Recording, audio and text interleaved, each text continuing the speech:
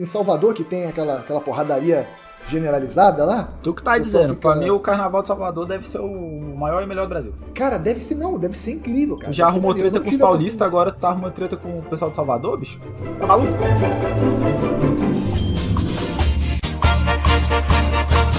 Estamos começando mais um episódio e hoje não poderia deixar de ser sobre a história do Carnaval. Eu sou o Bruno Campos. Eu sou o Raul Trindade. Bem-vindos ao Resenha Épica!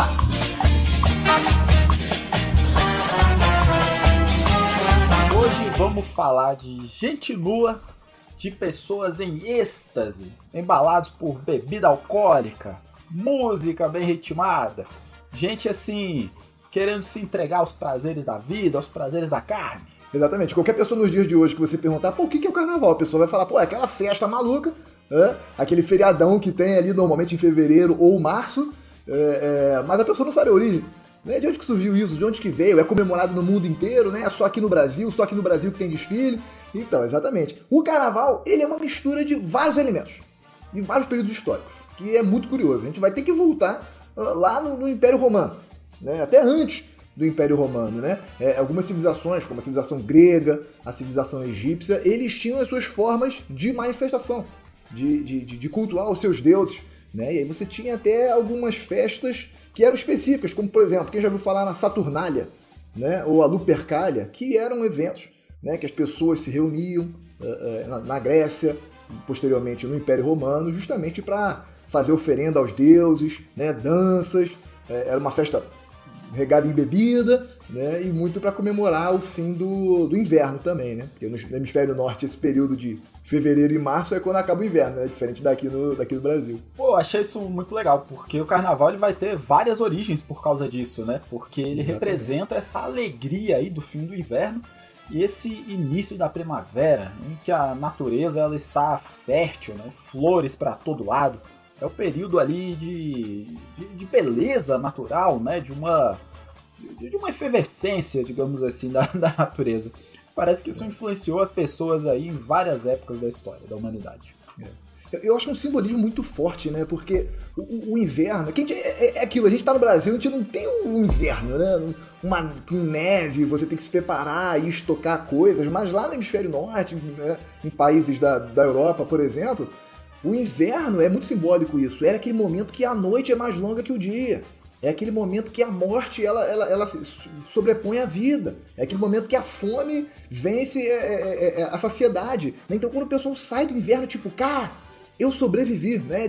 Eu consigo me colocar no lugar dessas pessoas da antiguidade, dessa euforia, né? Caramba, porra, que fase ruim que a gente passou, mas a gente sobreviveu, né? E aí algumas dessas festas, como eu falei, já mencionei a Saturnália e a Lupercalia. Aí já é Roma, pô. E isso já é Roma, mas antes disso, a gente tinha festas para o deus Dionísio, né? Que era um deus grego, depois assimilado pelo Império Romano, que, pô, era regado em bebida, em vinho, então a galera ficava muito, muito eufórica. E tinha também, no Egito, por exemplo, né? Uma das deusas do panteão egípcio, uma das mais famosas, inclusive, é a deusa Ísis, né? E, nessa época da antiguidade, reverenciavam ela como uma padrinha, como a protetora dos marinheiros. Né? Então ela recebia uma homenagem específica dos marinheiros. Então o pessoal também ia pra rua, né? Mostrava, colocavam uma espécie de rodas em embarcações, né? Empurrava pela rua, assim, tudo como uma forma de manifestação. Então é uma coisa muito pagã, né? Como a gente tá vendo assim, uma coisa muito, né, ligada aos elementos da natureza, né? Porque depois de tanto tempo do equinócio de outono, do solstício, do não sei o que, então uma coisa muito ligada às estações do ano. Né? E era sempre nesse período aqui, margeando ali fevereiro e março. É sempre esse final de inverno e início da primavera, né? A palavra que eu não achei agora há pouco era fertilidade, né? Fertilidade, exatamente. Quem nunca ouviu falar no Bacanal, que era uma festa, né? Que todo mundo estava liberado ali, que era uma homenagem ao deus Baco. Ô, Bruno, você é um cara bacana falando isso? Eu espero que não tenha nada a ver com isso, porque senão vai me colocar em maus lençóis aqui. A palavra bacanal vem de Baco e bacana tem a ver com participante da festa, pô, lá das orgias. É mesmo? Caraca. Então não, eu não sou bacana não nesse sentido aí. Eu tô percebendo, assim, do que eu te conheço, você tá mais pra Apolo, assim, a beleza física, a pessoa, A assim... coisa do sol, né? Bom, eu sou um cara que gosta muito do ar Você livre, é de estar dourado. ao sol, né? Apolo era o cara que carregava as carruagens do sol, né? Pô, a questão, assim, do comedimento e tal.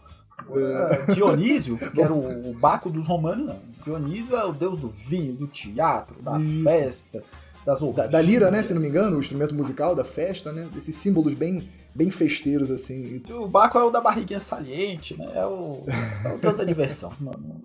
Exato. E aí, como a gente sabe, né? A gente já falou isso aqui em vários momentos do resenha, a religião cristã, ela começou a se expandir. Então a gente tá falando aqui de festas pagãs, Pera, muito homem, populares. tu já quer falar do cristianismo? A gente nem vai falar lá do Baco, do barco que ia pela cidade.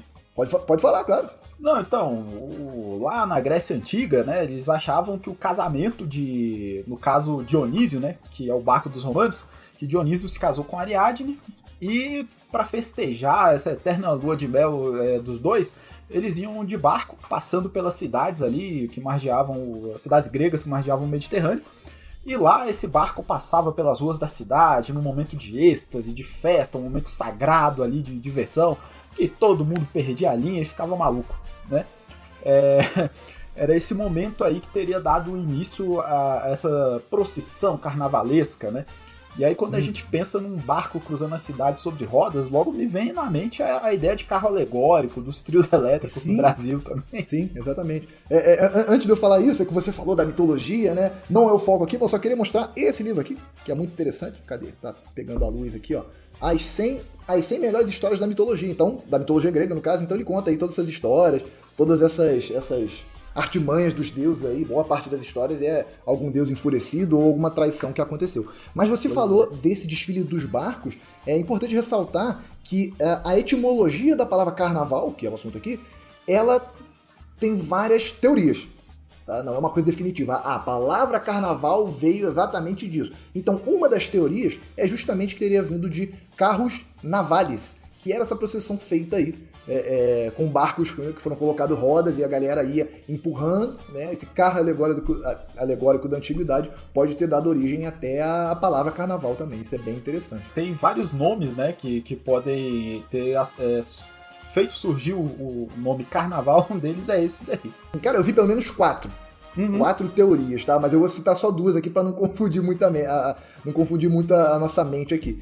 Uma outra teoria é que a palavra carnaval vem de carnavale, que é uma questão de despedida da carne. O que é o contrário do carnaval. O que é o contrário do carnaval, exatamente. Então, mas por quê? De onde surgiu essa ideia de, carne? A gente tá falando aqui de festa regada em vinho e orgias e desfile nas ruas, uma coisa muito... não sei, fugiu a palavra aqui, mas uma coisa muito extrovertida e de repente agora uma coisa mais controlada, de abandonar a carne, né, de não consumir a carne. Por quê?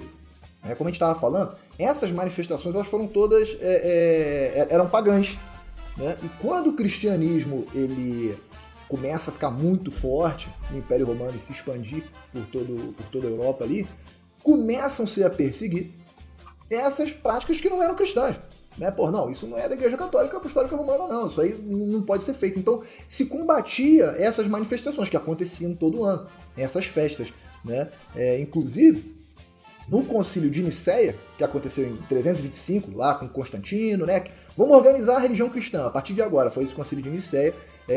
Uma das coisas que eles acertam é justamente, a partir de agora, aqui no Império Romano, não vai ter mais essas manifestações pagãs, não. Tá? Só que, obviamente, por ser uma coisa muito popular e já muito presente na cultura, né, a galera não deixou de fazer, tava simplesmente fazendo uma festa clandestina. Tá maluco, pô? Os caras quiseram botar o pé no carnaval? Carnaval, velho. Não, e já era feriado lá pros romanos, nada funcionava, né? E tem uma coisa muito curiosa que é a inversão de valores, né? Na verdade é uma inversão social, né? Aquele lance de que o escravo se comportava como senhor, podia falar o que quisesse pro senhor, que depois estava tudo certo, né? E a gente ainda vê isso no carnaval até hoje, essa brincadeira, né? De se permitir inverter o seu papel social, a pessoa que você é, nesses 3 ou 4 dias ali de festividade.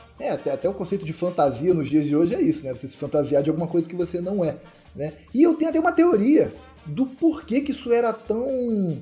por que a galera gostava tanto disso, né? Nesse momento, nesses dias aí, eu posso me colocar no lugar daquele que me oprime ao longo do ano, né? Então é uma certa válvula de escape.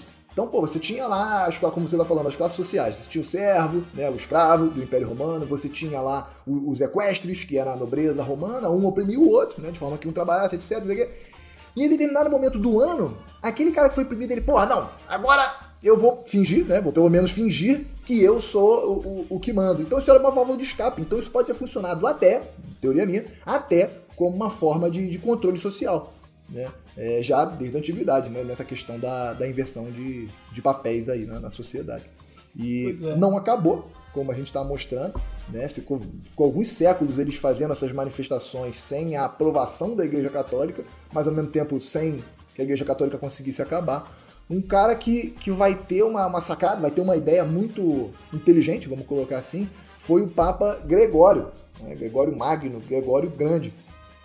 Porque em 590, eu já ia pular a história aqui, em 590, ele traz essa ideia de, já que a gente não consegue derrotar essas manifestações, essas festas pagãs, vamos assimilar isso à Igreja Católica, à religiosidade cristã, né? Então ele vai criar essa ideia de que, na verdade, o carnaval, essas festas, elas são o carnavale, né? O adeus à carne, o abandono da carne, porque a quarta-feira de cinzas começa a quaresma.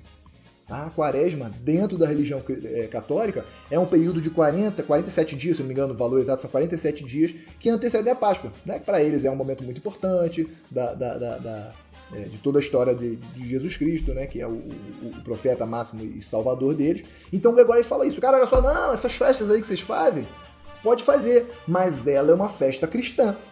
Porque ela antecede esse período da quaresma, que é uma coisa cristã. Para você pedir perdão, para você viver ali esse momento de penitência, de sacrifício, você tem que pecar primeiro, pô. Você vai pedir perdão pelo quê? Você não pecar primeiro. Então tem que dar ali pelo menos uns dias pro pessoal cair na esbórnia mesmo, passar dos limites. Tem que ter um motivo, né, pra você se arrepender, pra pedir perdão, né? Tem que cometer o pecado. Vai se arrepender do quê, parceiro? Se arrepender, vai pedir perdão, vai ficar sacrifício. E é exatamente por isso que a terça-feira, né, antes da quarta de cinza, a terça-feira é conhecida ao redor do mundo como a terça-feira gorda. Por que gorda? Porque era justamente esse momento, era o ápice, mano. O Mar de Graça, né? Lá pros Estados Unidos. Exatamente. Em francês é o Mar de Graça. Em italiano é parecida a palavra, mas eu anotei aqui, ó. Marté de Grasso. Então, justamente, terça-feira gorda. É Marté de Grasso. Então, justamente esse momento ali de, cara, é o ápice. Porra, é tudo, consome tudo, porque a partir de amanhã são 47 dias sem carne. Tá maluco? Tá maluco. Mas não é só sem carne, né, cara? É aquele lance, assim, de buscar uma vida de sacrifício, né? Mais próxima da religiosidade. E tu tá ligado da micareta? Já foi alguma micareta?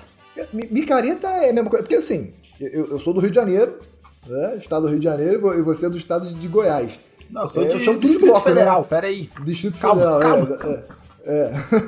É que sempre fala, não sei o quê, porque aqui no Goiás... mas no Rio de Janeiro eu chamo basicamente tudo de bloco, irmão. É na rua, tem música, tem bebida, tem corote, que inclusive podia ser um patrocínio do episódio hoje, eu já chamava de bloco. Entendeu? Bloco. Qual é a diferença do bloco pra micareta? Porra, irmão, realmente não sei. Pô, irmão, é porque esse lance de micareta é a pausa da quaresma, pô. Vem daí o nome, é a micareta. O pessoal que ficava enclausurado lá nos mosteiros, naquele jejum, aquela parada, penitência. Pô, lá pelo meio da quaresma, eles davam uma paradinha, se alimentavam assim normalmente. Ninguém de ferro. Pois é, aí depois voltava pra quaresma pra terminar.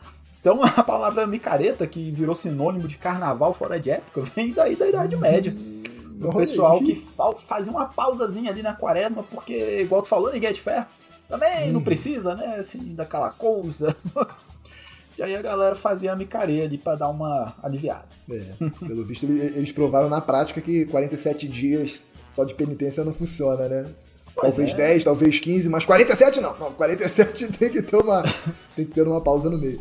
Inclusive, eu queria chamar a atenção pro fato da data móvel do carnaval, né? Porque a gente percebe que todo ano muda.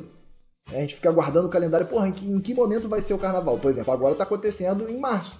Ano passado, se me recordo bem, foi no finalzinho de fevereiro. Né? Então, é justamente por causa desse calendário cristão.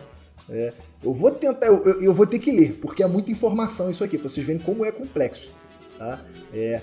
Ele gira em torno do domingo de Páscoa, a data do carnaval, tá? Ele gira em torno do domingo de Páscoa, como eu falei. Tá? É a próxima lua cheia depois do equinócio de outono no hemisfério sul. Olha aí, que complicado. E aí, 7 domingos depois é a quarta-feira de cinzas. Tá? E aí, os 3 ou 4 dias anteriores à quarta-feira de cinzas é o período do carnaval. Então, pra vocês verem como é complexo e por isso que a data muda todo ano, né? E tem o lance do domingo de Páscoa, né? Que tem que ser entre 22 e 25 de abril. Isso, exatamente. Ele gira em torno desse outro feriado que também tem data móvel. Por isso que muda bastante. Eu acho que a gente associa carnaval a fevereiro, né? Eu acho que sim. Mesmo sendo em março. Acho que a maioria, pelo menos aqui no Brasil, né? A maioria dos carnavais acontece em fevereiro mesmo. Quando é em março, igual agora, que tá acontecendo, é no iniciozinho de março, né? E esse é o sentido que você falou do tirar a carne, né? Que é completamente diferente lá do carros navales dos gregos ou dos romanos. Sim, exatamente. Você vê, mas a palavra é parecida. Mas é muito maneiro que você vai se adaptando. Às vezes, as duas coisas estão envolvidas. A palavra não vem só do carros navales, nem só da carnoalha, nem só da saturnália, nem só do carnavale, né? Tudo isso foram elementos que juntaram. Pois é, Bruno, você ouviu falar da Ostara? Cara, eu li o termo, mas eu não fui a fundo do que significa essa celebração exatamente. Mano, é mais distante, assim, do carnaval, mas os povos bárbaros, né, que os romanos chamavam de bárbaros, principalmente ao norte ali, os povos que a gente chama de celtas, os povos nórdicos, eles tinham esses rituais de fertilidade ali do início da primavera, em honra aos deuses da fertilidade, né, com a intenção de agradar esses deuses para que a colheita fosse boa, aquelas paradas. E também tinha assim, umas festividades, né, que não tem a ver com esse lance do nosso carnaval, mas que são muito interessantes, né, porque aconteceu na mesma época, enquanto na Idade Média, né, se tinha essa associação a Roma, a Grécia, mas pelo hemisfério norte, o fim do inverno, início da primavera, ali na mesma época, eles também tinham um tipo de festividade nesse momento. Ali entre fevereiro e março, que seria fevereiro e março pra gente hoje em dia. E eram momentos em que muitas crianças eram concebidas, né? Porque era um momento ali de festejar a fertilidade. Até os dias de hoje, diga-se de passagem. Diga-se de passagem. Muitas crianças são concebidas no período do carnaval. Não deixa de ser uma... E não tem nada a ver com bebida. Não tem nada a ver com bebida, não. Tem a ver com agradar os deuses, tem a ver com homenagem, tem a ver com fertilidade, repovoar o mundo depois do inverno. Não tem nada a ver com bebida, não. Mas o coelho da Páscoa vem daí, dessa festa pagã da Ostara.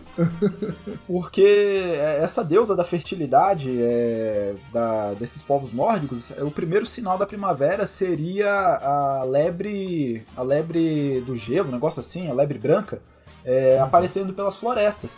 E aí tem lá uma história mitológica que um pássaro doente teria sido transformado em lebre, por isso que essa lebre botava ovos, saca? É daí que vem o coelho da Páscoa. Eu tenho uma lenda aqui também que é interessante, porque essa festa, junto com o cristianismo, se espalhou pela Europa. Pela Europa, cebolinha! Me enrolei aqui, estou falando muito rápido. O dono da lua.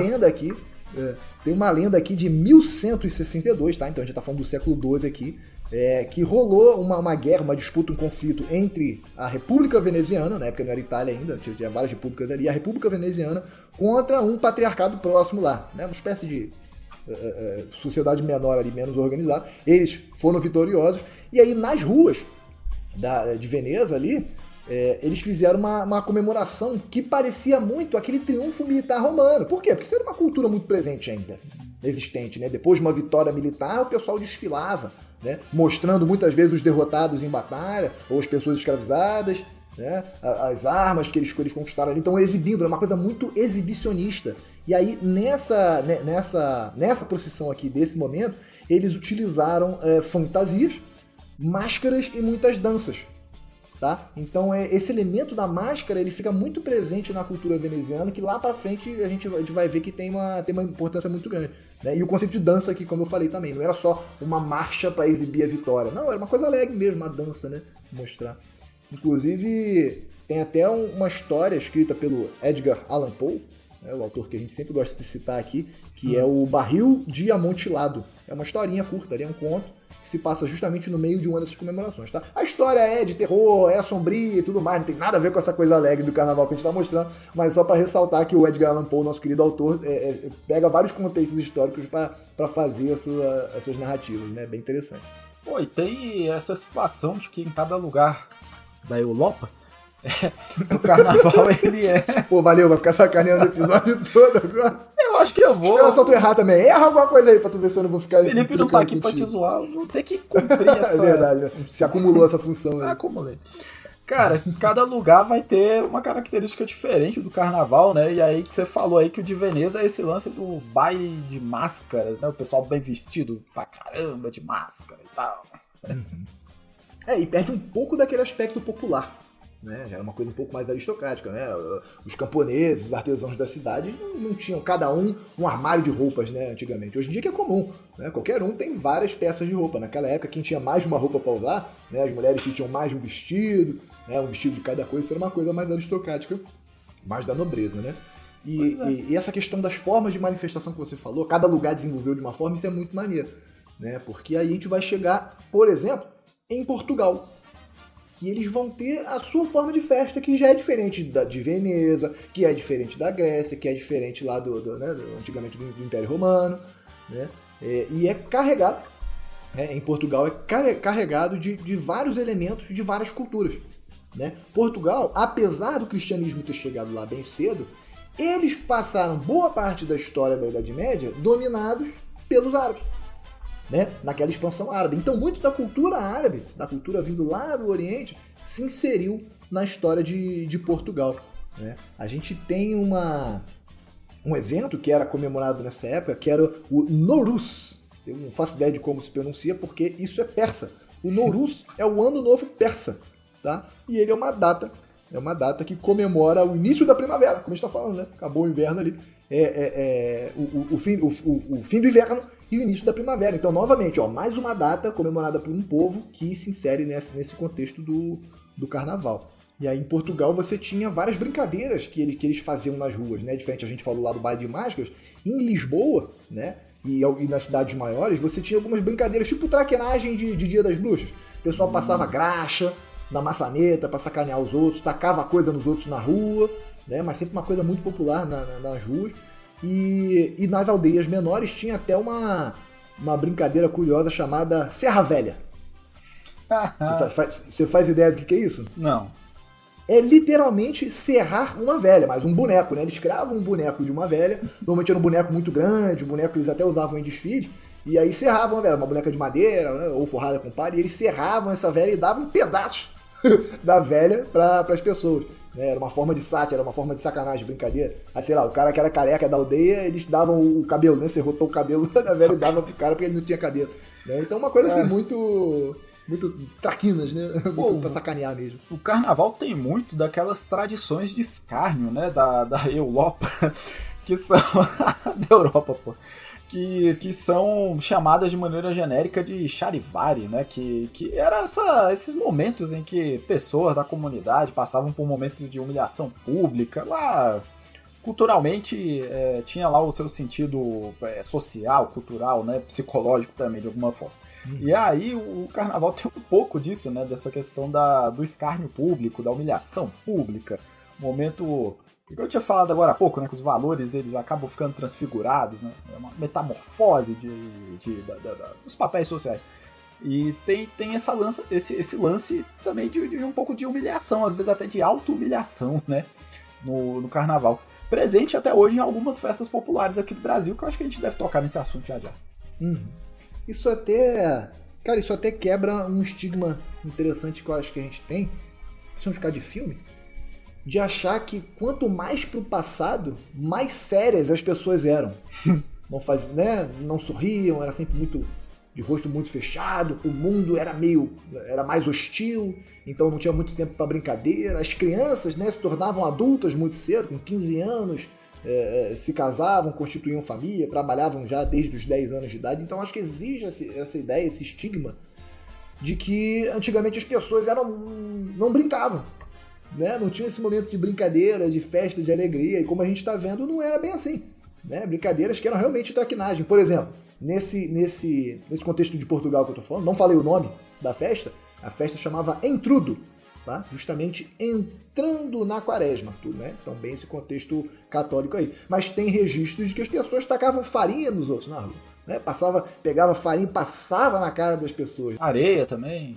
Areia, o que tivesse a mão ali pra sacanear mesmo. Então, realmente, uma coisa muito, muito alegre, né? Muito festiva, diferente dessa ideia de que o pessoal era muito, muito fechado, muito, muito rigoroso, né? O mundo podia ser um pouco mais difícil de viver, mas com certeza a galera dava um jeito de brincar e se divertir também. Né? Pois é, e essas festas aí do Intrudo também aconteciam aqui no Brasil. Também tinha-se o hábito de fazer uns recipientezinhos de cera, né? Pra encher de água perfumada, até urina, pra sair tacando nas pessoas na rua, né? Se eu fosse acertado, acho que eu ia escolher o da água perfumada, né? Porra, receber uma bolada de urina é sacanagem. Mas isso é muito forte em alguns lugares hoje ainda no Brasil, esse lance de fazer essas cabacinhas assim de cera, ou de jogar água, né, nas pessoas. Sim. Isso que você tocou é muito importante, porque é justamente como essa ideia do carnaval chega no Brasil. Né? A gente já tem registros, já tem na historiografia registros, documentos falando que em 1553, a gente está falando de Brasil colônia, porra, capitanias hereditárias tinha praticamente, ainda eram praticamente só indígenas no Brasil, tinha meia dúzia de portugueses ali, né, colonizando, fazendo extração de pau-brasil, a gente está falando de pau-brasil ainda. O Manuel? Os aí nomes, né, bem português. Júlio José? Manuel. Exatamente. Bem a Maria? Português. A Maria, né, e o Manuel. Em 1500... E o Manuel, exatamente.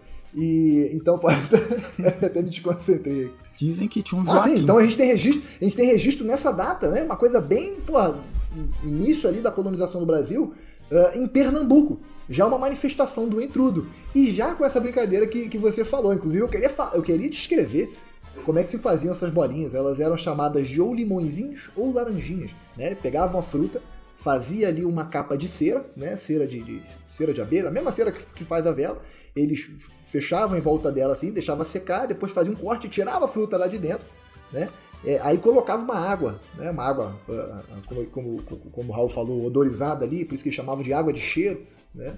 Ou alguma coisa fedorenta também, para sacanear os outros, e depois completavam com a cera. Então rolava uma verdadeira guerra com essas bolinhas.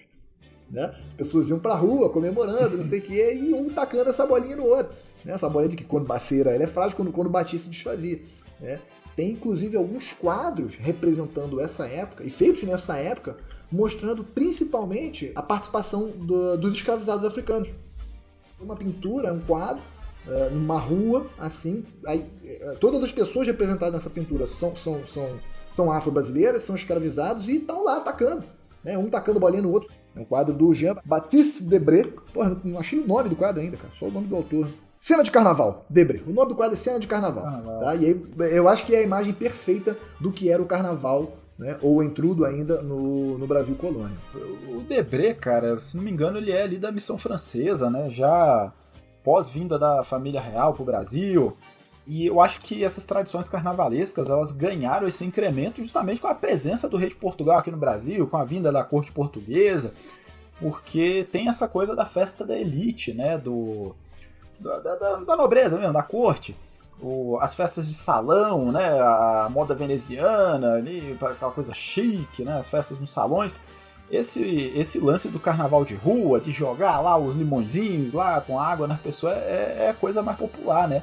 O carnaval de pobre, digamos assim. Já foi uma nova forma de comemorar o carnaval que nasceu justamente no século XIX, com a vinda da corte portuguesa.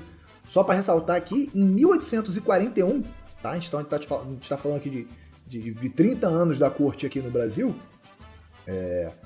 o intrudo, essa brincadeira no carnaval, ela é banida, tá? Se torna não um crime, né? Mas ela é proibida, as pessoas não podem se manifestar dessa forma, porque é vista como uma prática violenta e popular, porque realmente eles tacavam as coisas. Mas quem que principalmente se incomodou com isso? Essa aristocracia que você falou. Por quê? Tem uma divisão muito grande da comemoração do carnaval no Brasil, tá? Uma divisão social muito grande. Você tem ali os escravos, com essa brincadeira na rua, E você tem a galera mais abastada, os aristocratas, que se reuniam em casa. Então eles convidavam os amigos, aquelas casas de antigamente, que a gente sabe, Brasil, Colônia, Brasil, Império, aquelas casas enormes, com muitas janelas. Você tinha a sala de estar, a sala de música, a sala de bater papo, você tinha infinitas salas para diversas ocasiões sociais, então você tinha muito espaço. As pessoas se reuniam, faziam um banquete, porque rico gosta de um banquete, né? E depois do banquete, os mais jovens atiravam essas mesmas bolinhas que os populares, só que era uma coisa mais assim, não, aqui ó, é o meu grupinho, é a minha panela aqui dentro de casa, né? E com o tempo, essa mesma aristocracia, eles importaram a questão do baile de máscaras que você falou. Né? Aquele baile de máscara veneziano, porra, isso é muito chique, isso é muito Europa, isso é muito elegante, né? Vamos trazer isso pro Brasil. Então, os teatros, as casas de teatro, principalmente no Rio de Janeiro, que era a capital do Brasil, né, recebiam esses aristocratas. E aí, o que eles desenvolveram como hábito, como prática? Isso eu achei bem interessante, inclusive. Ao invés de cada um deles individualmente sair da sua casa e ir para o local onde ia ter o baile, onde ia ter a festa lá no hotel, eles todos iam para algum hotel, tá? Que não fosse o local do baile, e se fantasiavam lá. Aí colocavam suas máscaras, né, cheias de plumas, ou se fantasiavam como criaturas da mitologia europeia. Inclusive eu anotei alguns aqui, ó. Se fantasiavam de Colombina, Pierrot, Rei Momo, D'Artagnan, né, dos Três Mosqueteiros. Então você vê uma coisa bem europeia aqui, né? Mas a galera gostava. Então eles se vestiam com essas fantasias e iam juntos, essa grande massa de aristocratas de nobres, pelas ruas, né, para chegar até o local da festa. Então realizava essa procissão e de fato devia ser muito bonito, né? Tudo muito elegante ali, com muitas cores, muitos detalhes, e ia andando pela rua, né? Dá um pouco dessa ideia do desfile de carnaval, né? A gente tá começando a ver os elementos aí que estão juntando para chegar no nosso desfile. Como é que se chamava assim o lugar que o pessoal se juntava? Era a concentração. É o lance do igual os blocos hoje, que tem o lugar de concentração do bloco, aí depois sai, né? Os nomes quase que são os mesmos. Mas, porra, eu acho massa a gente falar um pouquinho, assim, desse negócio da máscara e da fantasia no carnaval também. Porque tem a ver com esse momento de entusiasmo, de êxtase. E é um jeito de ninguém saber que é você e o que você tá fazendo também. Então você vai aproveitar lá o carnaval e ninguém sabe que é você. Porque a ideia lá de Veneza de usar máscara era justamente essa, né? Que a nobreza conseguisse sair às ruas, não somente no carnaval, sem ninguém ver o que eles estavam fazendo. E não deixa de ser mais ou menos o sentido da fantasia também, né? Daquela fantasia que esconde ali a identidade da pessoa. Eu assisti um filme que nada tem a ver com carnaval, mas ele mostra muito bem isso aí que você está falando. Esse filme, eu já vou olhar o nome aqui que eu não lembro de cabeça. Esse filme, criaram uma máquina lá em que as pessoas trocam de... Eles não abordam o conceito de alma no filme, né? Mas a pessoa troca. Tipo assim, eu e você vamos na máquina, vai ligar a máquina, aí quando eu abro o olho, de repente eu tô no seu corpo e você tá no meu. Isso aí é Se Eu Fosse Você. É esse o nome do filme? Isso aí é Tony Ramos e Glória Pires. Não, claro que não. Não, mas tudo bem, mas não é esse filme que eu tô falando, não. É um filme internacional. E aí eles se reúnem, um grupo de amigos se reúnem na véspera de um casamento, tipo a despedida do solteiro do cara, ou seja, tudo pra dar merda já, como vocês estão vendo. E aí são vários homens, várias mulheres, e o cara chega com essa máquina e fala, então vamos brincar. E aí, a partir do momento que cada um troca com o outro de forma aleatória, ninguém sabe quem é quem. Né? Você tá vendo uma pessoa, você tá vendo o corpo de uma pessoa, mas você não sabe quem tá ali dentro. Então se você tiver algum envolvimento com ela, no filme ele é bem sexual nesse sentido mesmo, né? Tá todo mundo... Né? E tem vários casais ali, o próprio cara, o principal, ele vai... É despedir o solteiro dele, vai se casar no dia seguinte e tal. Só que naquele momento ninguém sabe quem é ninguém, então não tem como dizer que isso é errado, que isso é pecado. Né? Então esse filme mostra muito bem isso aí que você falou. Meu irmão, o cara botou a máscara, ele pode fazer o que ele quiser, ou aquilo que ele já estava querendo fazer, mas devido às amarras sociais, devido à sua condição social, financeira, ele não podia fazer. E nesse momento aqui do carnaval ele pode, né? Falando um pouco mais, talvez, das tradições de carnaval mais recentes, né? Esse desfile, esse rolê começou no Rio de Janeiro, né? Isso aí que você estava falando.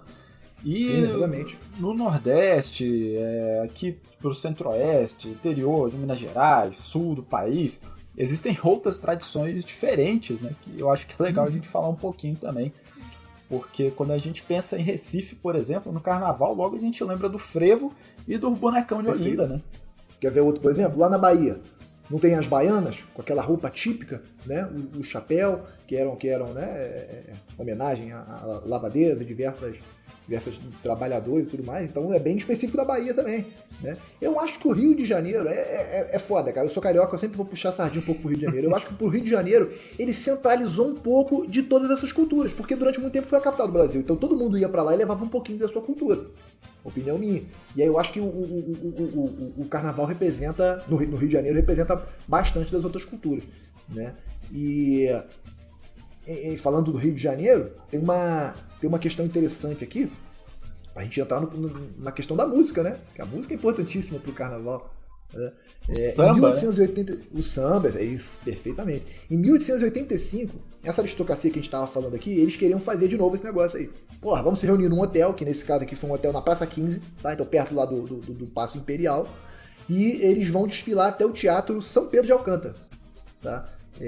Esse foi o primeiro cordão, olha aí, cordão que se tem registro da história. Por que cordão? Porque como essa aristocracia estava preocupada com os populares brincando, jogando bolinha, jogando água, jogando farinha, jogando areia, não sei o quê, eles solicitaram o apoio da polícia e do exército. Então foi feito um cordão, olha aí, um cordão de isolamento para que esses aristocratas, esse pessoal fantasiado, desfilasse sem ser importunado, sem sujar as suas belíssimas fantasias. Né? Então a ideia de cordão vem justamente daí.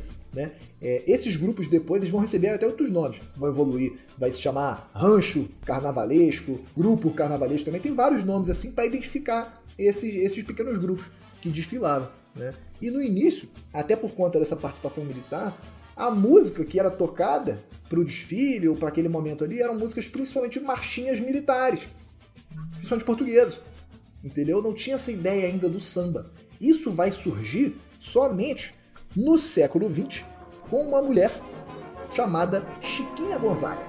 Essa mulher, ela escreveu a primeira música, ela compôs a primeira música que era específica para o carnaval. Então até esse momento, as pessoas iam, brincavam de carnaval ali e tocavam músicas que já existiam. Ela criou a primeira música. Essa música é o hit do carnaval.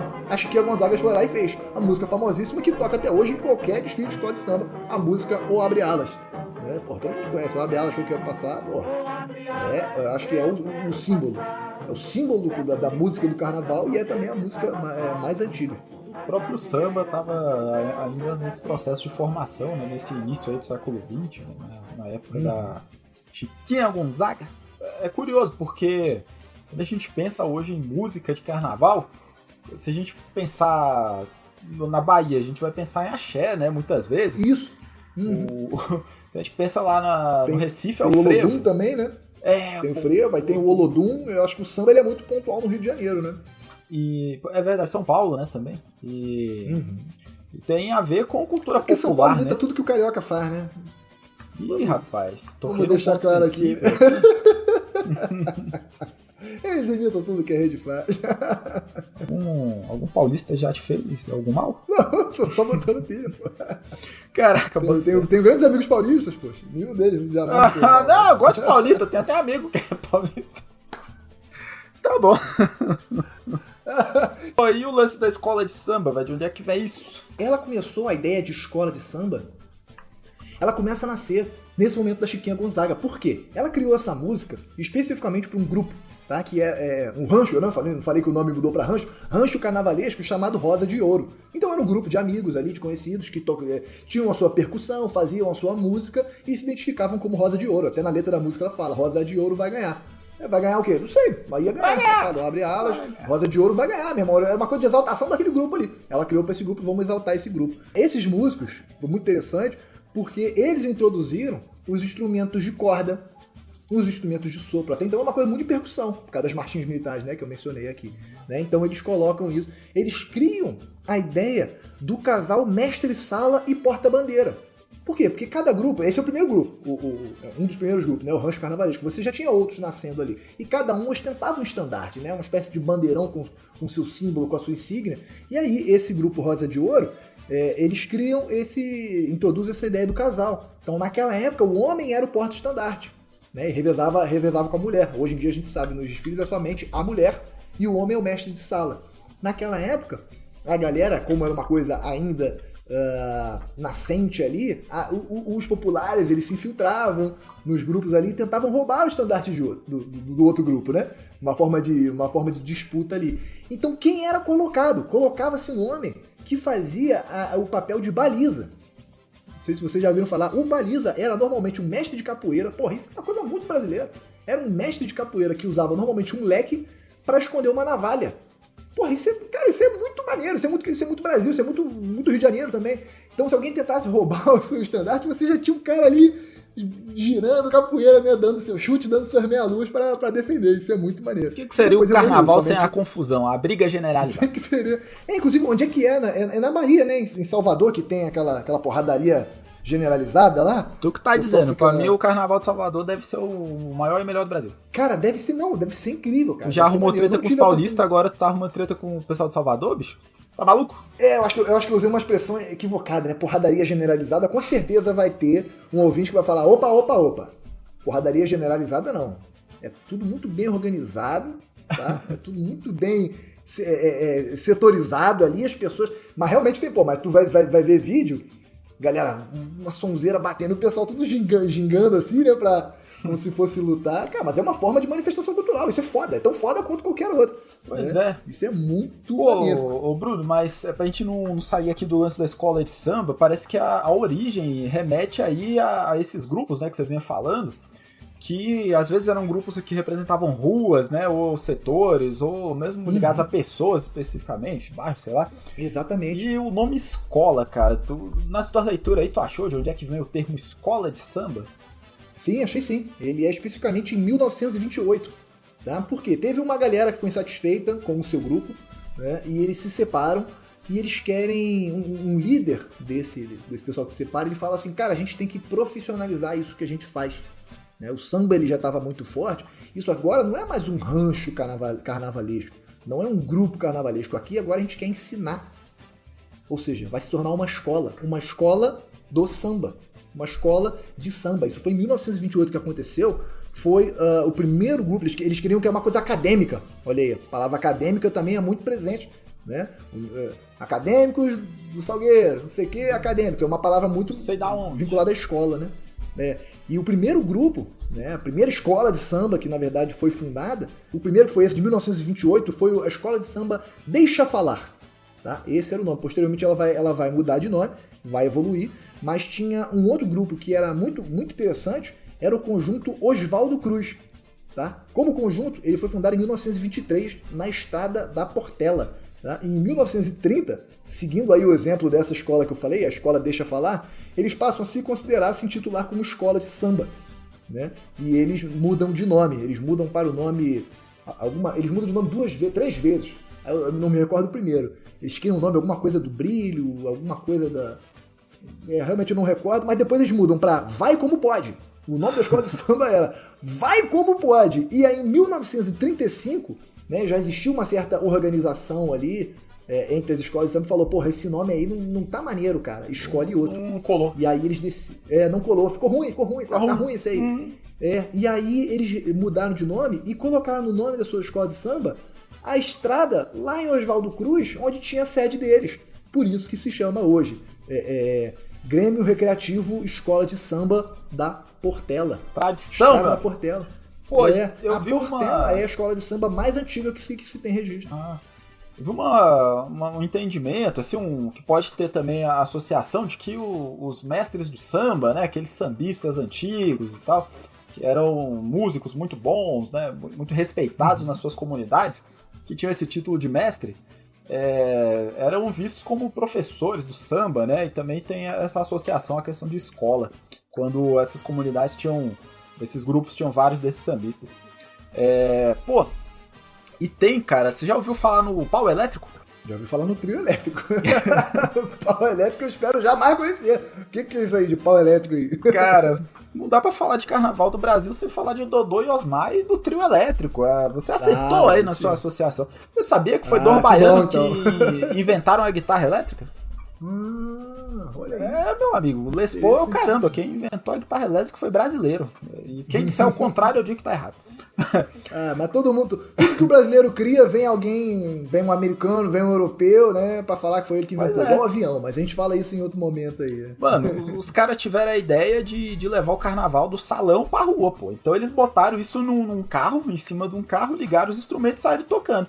E aí a guitarra elétrica é o lance de você botar um microfone no violão, porque era difícil de escutar ali na rua, né? Ainda era um violão acústico e eles colocavam o microfone pertinho assim. E aí eles perceberam que a caixa acústica não tinha mais tanto sentido, né? Já que microfonou, aí era basicamente uma tória de madeira com as cordas e a captação. Bem diferente do que é a guitarra hoje em dia, mas a guitarra baiana existe até hoje e divide aí, né, a invenção do instrumento lá com os americanos.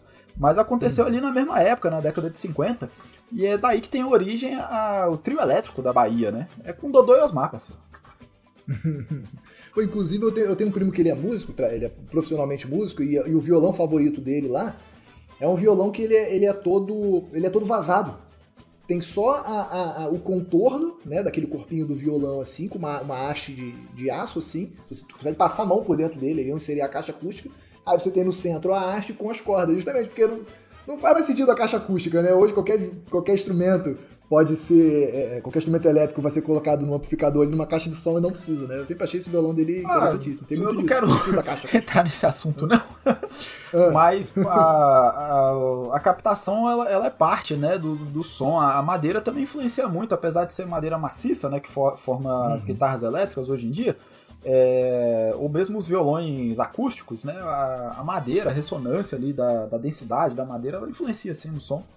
E aí foi se experimentando, né, na construção de instrumentos até chegar no que se tem hoje. Mas é muito diferente, né, do que era lá nos anos 50, com certeza. E aí, essas escolas, né? A gente falou do nascimento das escolas aqui. E o nascimento da competição?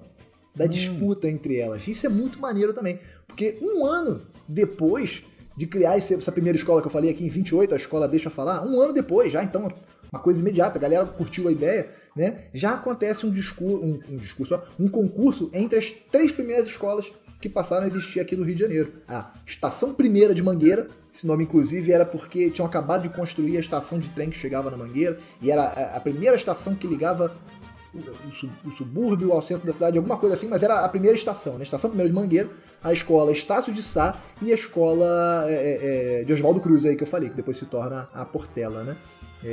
Apesar de essa competição ter acontecido logo antes, aqui por década de 30, não existe uma data oficial do primeiro concurso de escola de samba. Alguns vão falar que os grupos já disputavam entre si desde lá de 1923, outros vão falar que é somente a partir de 1930, outros vão falar que é somente a partir de 1935. Tá? Então os próprios historiadores eles não entram num consenso qual foi o primeiro oficial. Né? E eu acho isso muito maneiro, porque o carnaval ele não teve um estalo da noite pro dia assim, porra, agora existe o carnaval. Não, ele foi se adaptando, ele foi evoluindo. Né? Isso é muito foda. Então não tem como você dizer qual foi o primeiro. Pô, não sei, tá ligado? Desde lá de trás, porra. Não tem como falar qual foi o primeiro, né? Pessoas foram fazendo e aconteceu, né, cara? Foram fazendo acontecendo. E aí, como você falou, a história do carnaval tá muito ligada à história do samba também. Eu acho que não é o caso hoje, aqui a gente pode falar em algum outro momento específico sobre a história do samba, né? Mas você vai percebendo essa evolução e a criação de sambas enredo. Né? Você tinha nessa época sambas enredo que eram para homenagear a escola, eram assim uma música, uma letra mais simples, vamos colocar assim, sem muita crítica social, né? Que era só, a minha escola é mais bonita, a minha escola vai ganhar, uma coisa nesse aspecto. E você já tinha em sambas enredos que reverenciavam uma cultura que não era tão conhecida ou tão propagada no Rio de Janeiro e no Brasil, né? Uma cultura africana, né, uma cultura das religiões de matriz africana. Isso é muito bonito, você começa a ver essa evolução das escolas e dos sambas enredo, né? E aí anualmente, desde essa época que você tinha a disputa, né? A competição, o concurso entre as escolas de samba. E sem falar que o carnaval brasileiro é o maior do mundo e é um dos exemplos de coisa que não foi o brasileiro que criou exatamente, mas que melhorou e fez muito melhor do que o pessoal faz por aí. O carnaval, como acontece no Brasil, só tem no Brasil. É isso que ele tá mostrando. Eu acho que o resumo da ópera é justamente isso. Em cada lugar do mundo, você vai ter a galera tendo o seu carnavale, né? Mas o do Brasil, irmão, só tem no Brasil. Com os elementos brasileiros, obviamente, só no Brasil, né? A gente já falou aqui no Resenha Épica também como até a cultura dos bicheiros, né, começa a se misturar com o carnaval, mas não é o foco hoje. Quem tiver curiosidade e quiser saber o que bicheiro, o que o jogo do bicho tem a ver com o carnaval, vai ouvir o nosso episódio lá do por que o jogo do bicho é proibido, né? Nem recordo direito o nome do episódio, mas é um episódio sobre... É o lance financeiro, né, cara? O carnaval, ele é um momento muito importante financeiramente, para o turismo, é uma data que também tem o seu aspecto econômico, né? Tornou-se uma data muito comercial, exatamente. Mas, apesar desse lado comercial que a gente está falando, eu queria falar um pouquinho, queria ressaltar esse resgate de culturas, tá? Que a gente está mostrando. Cara, o Brasil... Qual é a definição do brasileiro, cara? O que é o Brasil, o brasileiro? Pô, ele é uma mistura de vários elementos.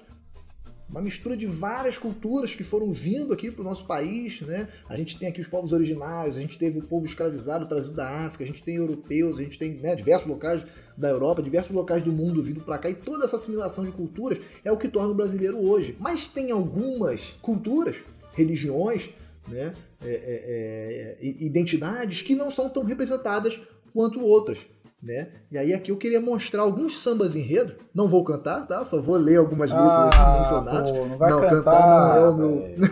Cantar não é o meu forte hoje aqui. Não vou dar palhinha de cantor de samba, porra. Tá errado. Mas eu queria fazer um contraste aqui. A gente tem um samba enredo de 1936 da Estação Primeira de Mangueira chamado Não Quero Mais Amar Ninguém, né? E a música diz: não quero mais amar ninguém, não fui feliz, o destino não quis, o meu primeiro amor morreu como uma flor. Tá? Então uma coisa assim relativamente simples, né? Uma música que fala sobre amor, né? Uma coisa sem muita crítica social.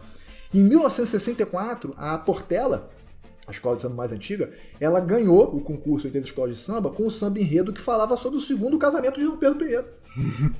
Tipo assim, porra, pegou um contexto histórico lá do Brasil Império, não sei o que. Tem problema? Não tô falando que tem problema, mas você vê, poxa, é uma história que todo mundo já conhece. A história de Dom Pedro, a história do imperador do Brasil, todo mundo conhece. Né?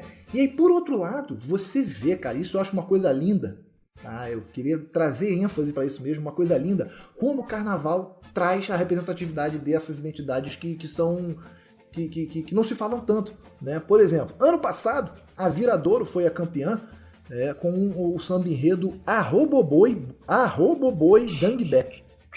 Tá? Obviamente não é uma palavra comum aqui na nossa língua portuguesa, e o enredo desse samba conta a força da mulher negra e a tradição das sacerdotisas vudus. Porra, aqui no Brasil, quem sabe esse tipo de assunto? Quem manifesta esse tipo de conteúdo? História marginal, parceiro, isso aí. Exatamente, é colocado como uma história marginal, uma história à parte, né? Já não se fala, e quem fala ainda é visto. Ih, esse cara mexe com esse tipo de coisa. Não, então existe um preconceito muito enraizado, né? Enraizado. Uma parte dessa música diz o seguinte, do samba enredo: um levante à liberdade, divindade em Daomé, já sangrou um oceano para o seu rito incorporar. Num Brasil mais africano, outra areia, mesmo mar. Porra, olha que maneiro, cara. Bonito, cara. Tá mostrando que o Brasil... É bonito, né? Isso é bonito pra caramba. Mostrando que o Brasil...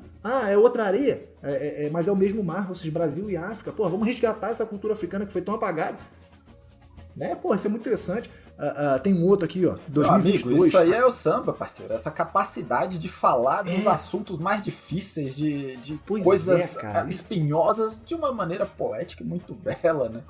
O samba fica muito bonito. É emocionante, cara. O desfile de carnaval, aquela coisa belíssima, mostrando um assunto, né? Botando em pauta um assunto que não é falado. Cara, isso é muito bacana. Vou citar um outro, eu vou mostrar um outro aqui, que já mostra a questão da religiosidade. Né? Em 2022, a Grande Rio veio com o samba enredo Fala Majeté, as 7 chaves de Exu. Porra, quem é Exu? Se não uma das principais divindades de algumas religiões de matriz africana. Né?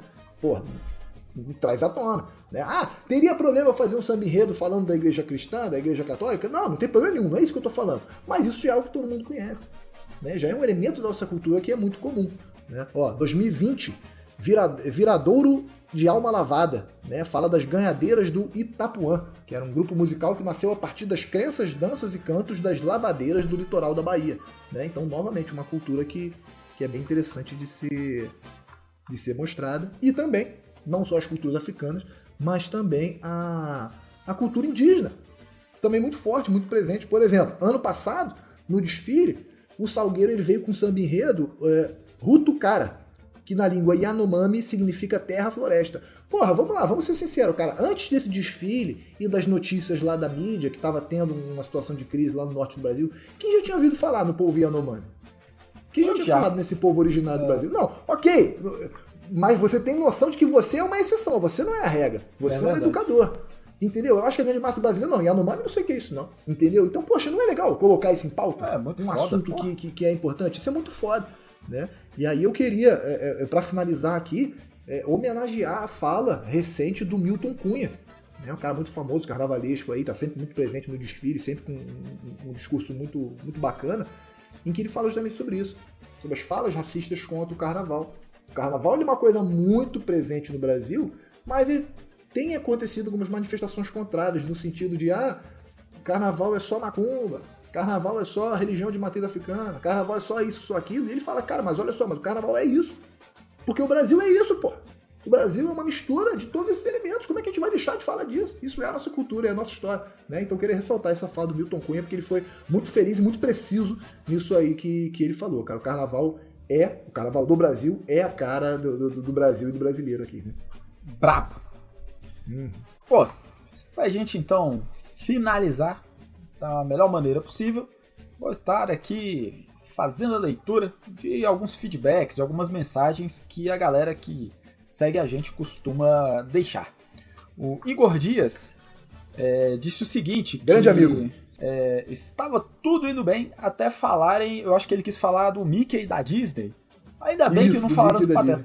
Cara, qual é esse episódio, mano? Foi o episódio da crise de 29, né? Em que eu ataquei os Estados Unidos. Falei, não, os Estados Unidos é muito bacana porque tem a Disney, tem o Mickey, né? Mas não vamos se enganar, não. A fortuna dos Estados Unidos é feita dessa forma. Quem tiver curiosidade pra saber o que eu tô falando, vai ouvir lá no nosso episódio. Ficou massa, né, cara, da crise de 29. Ficou muito bom, cara. Tem um comentário também do Jonas Tavares, que deixou o seguinte: o capitalismo é o pior sistema econômico, exceto todos os outros.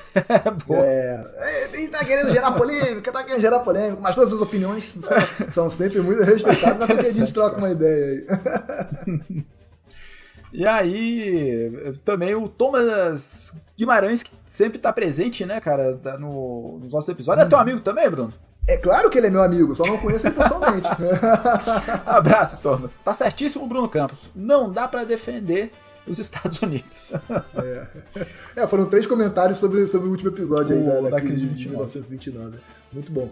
Pessoal, um ótimo carnaval pra vocês, né? Quem vai ficar em casa assistindo, curte com a família. Quem vai sair pra rua, não esquece que se for dirigir, não beba. Vamos curtir o carnaval sem muitos excessos, para não ter problema. Vamos caramba, não, porra nenhuma, excesso. Ficar maluco, parceiro. Tá bom, excesso sem violência. Vamos colocar assim, né? Assim, vamos respeitar o amiguinho, vamos respeitar a mulherada no bloco aí, na festa. Eu sei que o pessoal bebe e fica meio eufórico aí, mas vamos ter consciência, beleza? Eu quero o Dionísio sorrindo no Olimpo. Olha aí, tá o diabinho e o anjinho falando aqui. Beleza, pessoal? Um ótimo carnaval pra vocês. Não esquece de se inscrever aí no YouTube e deixar um comentário, conversa com a gente, ou manda um direct pra gente lá no Instagram, @resenhaépica. Deixa um comentário no Spotify, tá? Faz esse contato com a gente pra gente saber do que vocês querem ouvir. Deixa aí sugestão de episódio, algum assunto, algum filme que vocês viram que acharam interessante. A gente faz um episódio aqui especialmente pra vocês. Beleza, pessoal? Por hoje a gente vai ficando por aqui. Um grande abraço, até o próximo episódio. Abraço, pessoal. Valeu! Tem a ver com o participante da festa, pô, lá das orgias. É mesmo? Caraca, então não, eu não sou bacana não nesse sentido aí. Eu tenho amor à vida e minha esposa jamais vai aceitar que eu faça uma piada desse tipo aí. Não sou um cara bacana. Oxe, pode estar.